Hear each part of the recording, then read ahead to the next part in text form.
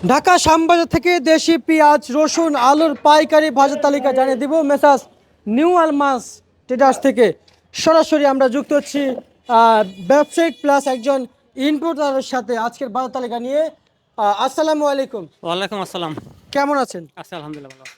আপনাদের এই শ্যামবাজারে দেশি পেঁয়াজ, এই যে দেশি পেঁয়াজ রসুন আলুর যে পাইকারি, এই যে পাইকারি মার্কেট জি এবং আদৌ পাওয়া যাচ্ছে জি বিভিন্ন রকমের বিভিন্ন কোয়ালিটির, কিন্তু আমরা সবার আগে জানছি পেঁয়াজ নিয়ে। কৃষকদের পেঁয়াজ নিয়ে অবস্থানটা কোথায় দাঁড়িয়েছে একটু জানাবেন। কৃষক খুব খারাপ অবস্থার মধ্যে আছে। কি পেঁয়াজের পরিমাণ থাকার কথা ছিল আর কি পেঁয়াজের পরিমাণ বাজার আছে? থাকা আসলে মিনিমাম 55 থেকে 60 টাকা থাকার কথা ছিল। এই জায়গায় পেঁয়াজের বাজারে 30 থেকে 35 টাকা, সর্বোচ্চ বাজার 38 টাকা। আচ্ছা, এই বাজার কি বাড়া সম্ভব? বাজার একটু বাড়বে, আর কমবে না। মানে আর কমার সম্ভাবনা নাই? আর কমবে না, বাজার একটু বাড়বে। আচ্ছা আচ্ছা আচ্ছা।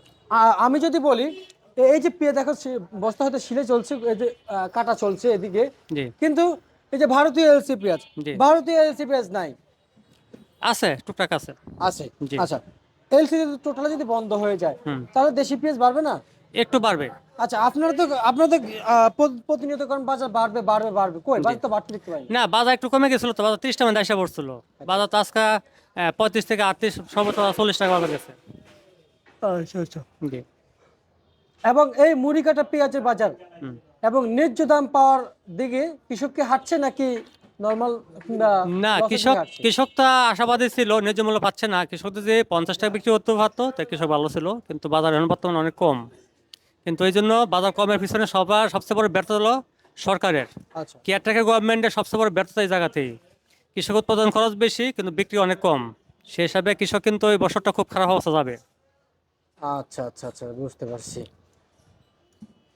ভাই। এখন সব মিলিয়ে আমি যেটা আপনার কাছ থেকে জানতে চাই, এই যে পেঁয়াজগুলো আজকে এবং গতকালকে তফাতে আমদানিটা কি পরিমাণ হয়েছে? হ্যাঁ, আমদানি হয়েছে, আমদানি আছে। আমদানি আছে। জি আচ্ছা, এই এই যে গাড়িতে যে লোড হচ্ছে, জি এই যে লোড হচ্ছে আমরা যা দেখতে পাচ্ছি বর্তমানে, জি কিন্তু যে হারে বাজার দেখতে পাচ্ছেন, মূলত এই পেঁয়াজের বাজার দর নিয়ে কি কৃষকরা আজও কি স্বস্তি মিলবে নাকি এই সিজনে না না, সামনে বাজার একটু ভালো যাবে, কারণ বাজার একটু ভালো হওয়ার সম্ভাবনা বেশি। কারণ ইন্ডিয়ান পেঁয়াজ গতকাল বর্ডারে 3 গাড়ি মাল ঢুকছিল, এর মধ্যে আমার 1 গাড়ি মাল ছিল। কিন্তু গতকাল বর্ডারের বাজার গেছে 70-72 টাকা, আছে বর্ডারের বাজার ইন্ডিয়ান পেঁয়াজ। আচ্ছা কিন্তু আমাদের বাংলাদেশের পেঁয়াজ 30-35, সর্বোচ্চ বাজার 40 টাকা। আচ্ছা কিন্তু আমাদের মানসিকতা কিছু চেঞ্জ করার দরকার। দেশি পণ্য আমরা খাইলে কিন্তু বাজারটা একটু ঊর্ধ্বমুখী হইতো। কিন্তু ইন্ডিয়ান পেঁয়াজ খাইবো 70-75 টাকা, আর দেশি পেঁয়াজ খাইবো না 40 টাকা। এটা আমাদের ব্যর্থতা, আমাদের জনগণের ব্যর্থতা এটা। ভাই, এবার আসেন আমরা যদি বলি পেঁয়াজের সাবজেক্টটা যদি বলি, জি। আজকে হাটে কত যাচ্ছে? হাটে বাজার 1200 টাকা না 1600 টাকা। আচ্ছা, মার্কেটে পেঁয়াজ সর্বোচ্চ সর্বনিম্ন পেঁয়াজ কত বিক্রি চলছে? সর্বনিম্ন 30 টাকা, সর্বোচ্চ বাজার 39 টাকা। আচ্ছা, এবার আসেন আমরা যদি আলুর দিকে যদি হাঁটি, জি এই আলুর দাম কম, আলুর দাম আমাদের কি সম্ভব ছিল না? কিংবা আমরা তো সবসময় জানি যে দেশে আলু শর্ট থাকে, বাইরের দেশে এক্সপোর্ট হয়, জি এবার কি হয় নাই? না, রাষ্ট্রতে কিছু আলু এক্সপোর্ট হয়েছিল। আলু তো 7 টাকা 8টার মধ্যে এসে পড়ছিল, কিছু মাল এক্সপোর্ট হওয়াতে আলু বাজার একটু বাড়ছিল, তাও বাড়া না, 12-13-15 টাকার মধ্যে হয়েছিল। কিন্তু এখনও যে আলু এক্সপোর্ট করতে পারতো, অন্যান্য দেশে কিন্তু আলু বাজার বেশি। ইন্ডিয়াতে নেপালে কিন্তু আলু বাজার বেশি। কিন্তু সরকার যদি মুহূর্তে যদি যে ইম্পোর্টার যারা আছে এদেরকে যদি একটু সহযোগিতা করতো, তাহলে ভালো আলুটা বাইরে এক্সপোর্ট করতে পারতো, সেটা আলু বাজার একটু বাড়তো। আলু বাজার যে 25-26 থাকতো মোটামুটি একটা স্ট্যান্ডার্ড বাজার ছিল। কিন্তু আলু বাজার গেছে 12 টাকা থেকে 15 টাকা, সর্বোচ্চ 16 টাকা। আচ্ছা আচ্ছা আচ্ছা, বুঝতে পারছি। কিন্তু এখন যে অবস্থা আমরা দেখতে পাচ্ছি আপনাদের ঘর ভিত্তিক প্রত্যেকটা ঘরেই পেঁয়াজ আলুর যে অবস্থান হুম এবং দরদামের দিক দিয়ে কৃষকরা আগে পিছিয়ে পড়ছে। হুম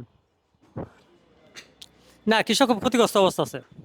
আচ্ছা আচ্ছা, কৃষক যেহেতু পিছিয়ে পড়ছে, কিন্তু জি আমি আপনার কাছ থেকে একটু জানতে চাইবো যে এই কৃষকদের আলু পেঁয়াজ দিয়ে লস যাচ্ছে, হ্যাঁ এদিকে নতুন নতুন রসুন উঠে আসতেছে, হুম পুরাতন রসুনের বাজার লস যাচ্ছে। জি তো আমরা কি এভাবে কি যদি আমরা যদি এভাবে যদি আমাদের যদি দিন চলতে থাকে, হুম তাহলে তো আমরা সামনে আগাইতে পারবো না। না, এইভাবে হলে কৃষকদের যা ক্ষতিগ্রস্ত হবে। কৃষক ক্ষতিগ্রস্ত হলে যা পরবর্তীতে কৃষকের যা চলার মতো এবিলিটি না থাকলে কৃষক খারাপ রাস্তায় এই হবে, আকৃষ্ট হবে।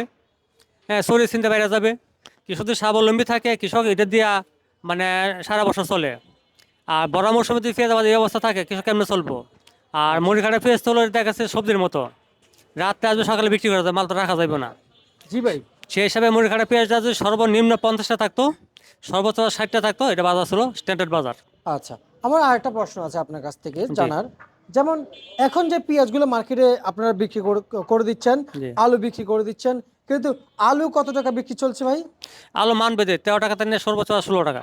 16 টাকা। জি। আর পুরাতন কত চলছে? পুরাতন খানা মানুষের। আচ্ছা, যাই হোক, এবার আসলে যদি নতুন রসুনের কথা বলি, নতুন রসুন মার্কেটে আসলে কিন্তু পুরাতন রসুন মানুষ ধরবে না। না, নতুন রসুন আসলে পুরান রসুন খাবে না।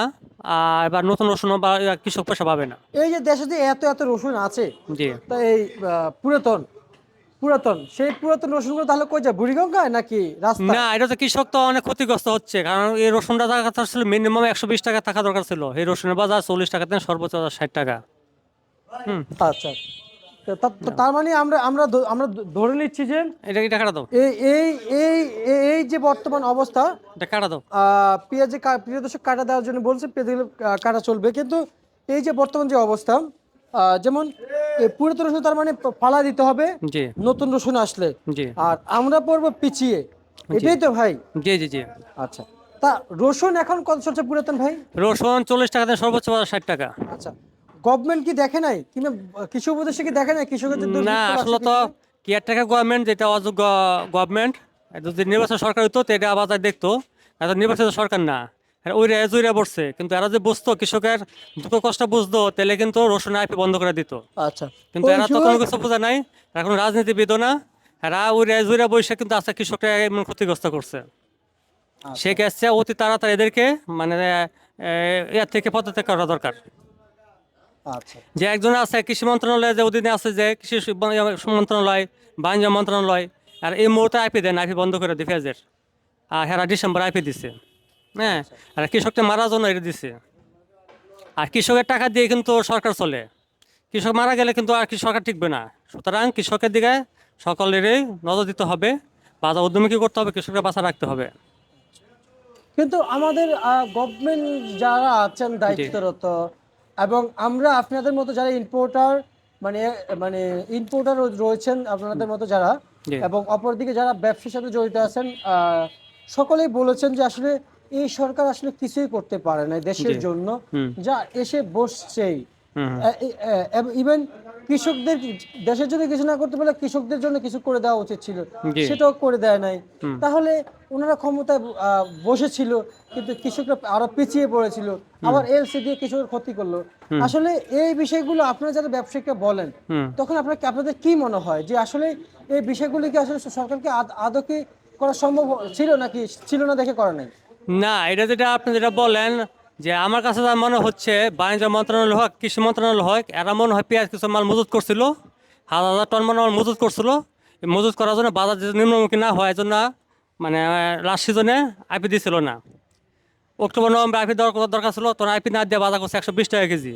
হারা মাল বিক্রি শেষ হয়েছে, তখন মানে আইপি দিচ্ছে। কিন্তু ডিসেম্বরে কোনো সময় আইপি দেয় না, শেষে ডিসেম্বর আইপি দিয়ে কৃষকটা মারে ফেলছে। আচ্ছা, আচ্ছা, আচ্ছা, আচ্ছা, বুঝতে পারছি। আহ, তার মানে ওই যে আমাদের বর্তমান যে অবস্থান, আমরা পিছিয়ে খুবই বেশি। হ্যাঁ, অবশ্যই কৃষক খুব খারাপ অবস্থা আছে। আচ্ছা, আচ্ছা, আচ্ছা, বুঝতে পারছি। ঠিক আছে ভাইজান, আপনাকে অসংখ্য অসংখ্য ধন্যবাদ। এই ছিল আজকে থ্যাংক সর্বশেষ ইউ। বার্তা তালিকা।